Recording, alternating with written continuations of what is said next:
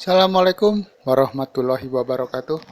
Jumpa lagi dengan channel Electronication, channelnya untuk belajar elektronika.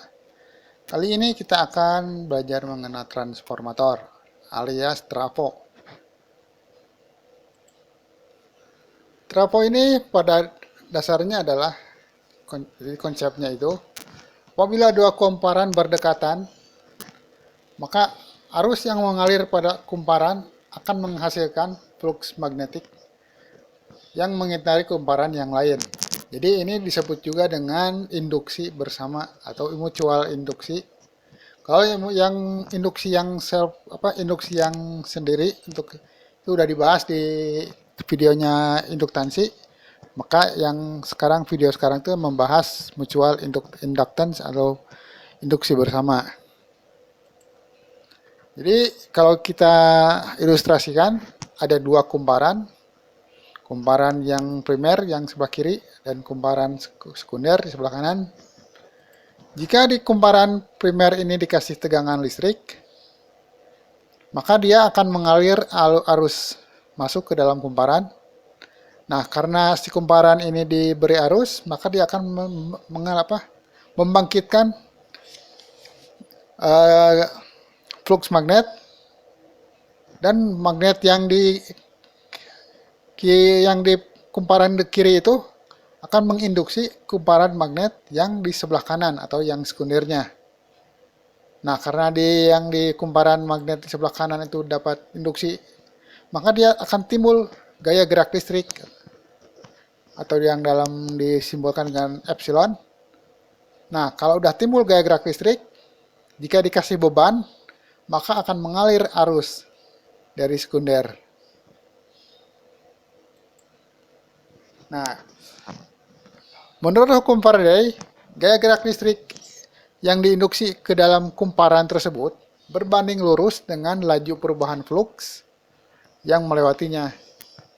Nah, sedangkan flux sendiri berbanding lurus dengan kumparan. Jadi kalau dijabarkan ke dalam matematika, gaya gerak listrik sekunder itu sama dengan M kali perubahan arus di primer. M sendiri adalah induksi bersama, maksud saya induktansi bersama, karena primer dan sekundernya itu merupakan satu inti, maka nilai induktansinya sama. Hanya yang berbeda itu jumlah lilitannya. Sedangkan ada perhitungan lain bahwa induksi gaya gerak listrik tersebut berbanding lurus dengan jumlah lilitan dan berbanding lurus dengan perubahan fluktuasi magnet. Jadi kalau yang si gaya gerak listrik primer ini dibagi gaya gerak listrik sekunder, maka akan dihasilkan, nah seperti ini, M dibagi M kan habis otomatis, terus perubahan waktunya sama karena diukur pada saat bersamaan, maka otomatis gaya gerak listrik atau epsilon P primer dibagi gaya gerak listrik sekunder sama dengan arus yang di sekunder dibagi arus primer sama dengan lilitan yang di primer dibagi lilitan sekunder. Karena fluktuasi magnetnya dianggap sama juga. Nah, karena epsilon ini berupa tegangan, biasanya dalam rumus-rumus ditulis dengan V, Victor. Vp, tegangan primer dibagi tegangan sekunder, sama dengan arus sekunder dibagi arus primer, sama dengan jumlah lilitan primer dibagi lilitan sekunder. Nah, ini adalah rumus yang biasanya digunakan untuk menghitung jumlah lilitan trafo antara primer dan sekunder. Nah, tapi rumus tadi itu untuk trafo yang ideal. Jadi maksudnya ideal itu daya yang ada di primer akan ditransfer 100% ke sekunder. Jadi kalau daya ini dipecah, jadi tegangan di primer dikali arus di primer akan sama dengan tegangan di sekunder kali arus di sekunder. Namun kenyataannya trafo ini sering tidak ideal ya, karena banyaknya rugi-rugi. Di antaranya ada rugi-rugi panas dan ada juga rugi-rugi magnet. Karena mungkin saja jadi flux magnet yang di primer dengan flux magnet yang di sekunder itu tidak sama. Maka ada perhitungan yang namanya efisiensi trafo, yaitu nilai efisiensinya adalah daya yang di sekunder dibagi daya yang di primer dikali 100%. Atau bisa juga ditulis tegangan di primer kali tegangan di sekunder kali tegangan di primer.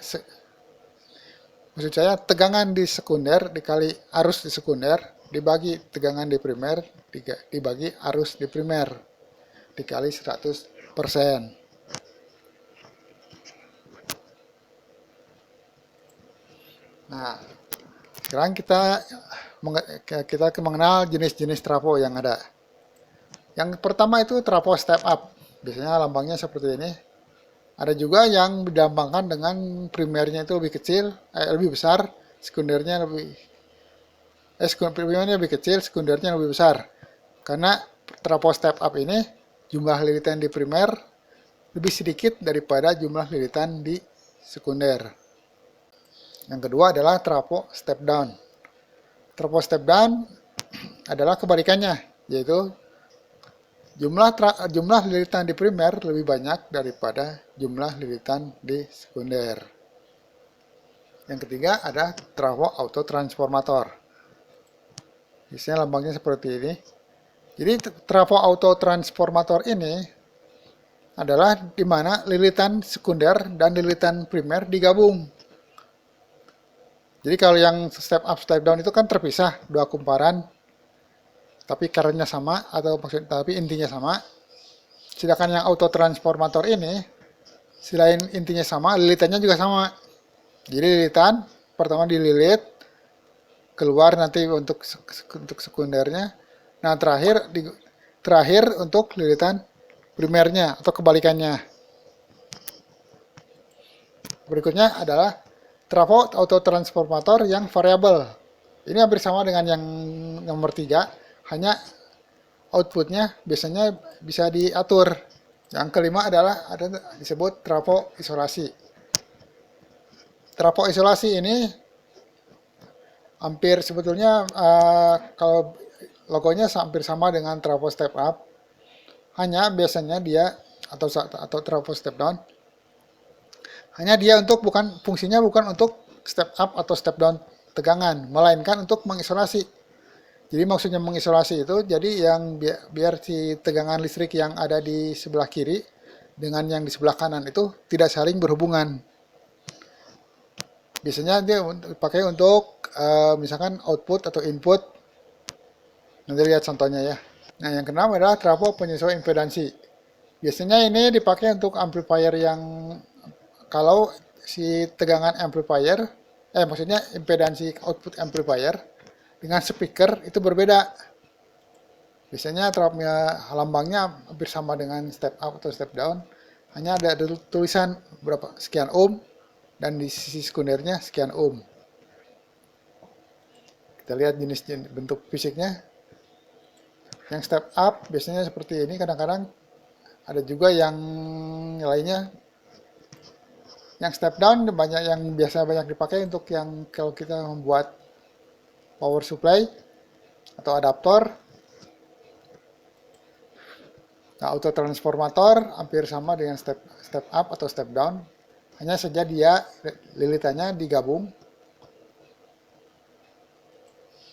Nah, sedangkan autotransformator yang variabel ini biasanya berbentuk seperti toroid ya. Dia bisa putar-putar untuk mencari outputnya. Jadi kalau kita misalkan mau inputnya 220, outputnya 110 atau naik 130, tinggal putar aja. Lalu ada trafo isolasi, contohnya misalkan ada yang disebut trafo OT atau output, atau trafo IT input. Trafo ini biasanya untuk mengisolasikan antara dari bagian audio ke bagian yang lainnya gitu. Karena perbedaan tegangan, makanya supaya tidak terjadi kerusakan dipasang trafo ini. Termasuk juga untuk amplifier yang dulu-dulu biasanya menggunakan trafo ini karena untuk menghindari jebolnya speaker.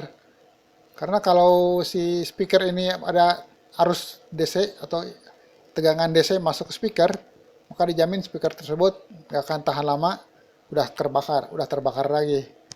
Makanya biasanya dipasang trafo untuk outputnya. Dan terakhir ada trafo untuk penyesuaian impedansi. Kalau yang ini hampir sama sebetulnya dengan trafo output. Hanya di sini karena impedansinya misalkan berubah, maksudnya berbeda. Misalkan trafo impedansi dari output amplifier itu 30 ohm, 32 ohm, sementara speakernya hanya 8 ohm. Nah, supaya matching, supaya tidak banyak kehilangan energi, pasang trafo penyesuai impedansi. Nah, bagian-bagian utama trafo atau yang membentuk suatu trafo itu antara lain yang pertama adalah core atau inti.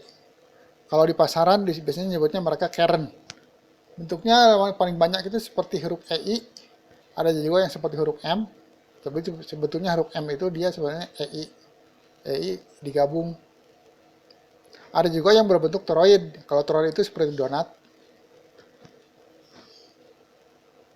Nah, yang kedua ada yang disebut dengan namanya koker. Jadi koker ini tempat lilitannya untuk kawat yang akan dipakai untuk trafo. Jadi supaya kawatnya tidak langsung kena ke besi, maka dia pasang koker. Yang ketiga tentunya salah satu yang cukup sama dengan core, sama pentingnya, yaitu yang ketiga ini kawat email.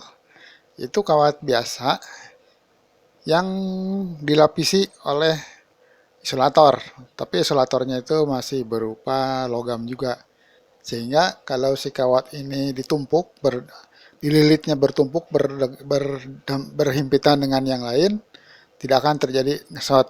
Ya, terima kasih sudah menonton video ini sampai sejauh ini. Apabila ada yang kurang, silakan tulis. Kalau ada yang mau ditanyakan, silakan tulis di komen. Bagi Anda yang merasa video ini berguna, silakan like, subscribe, dan share ke teman-teman. Jangan lupa juga menulis komen. Terima kasih. Wassalamualaikum warahmatullahi wabarakatuh.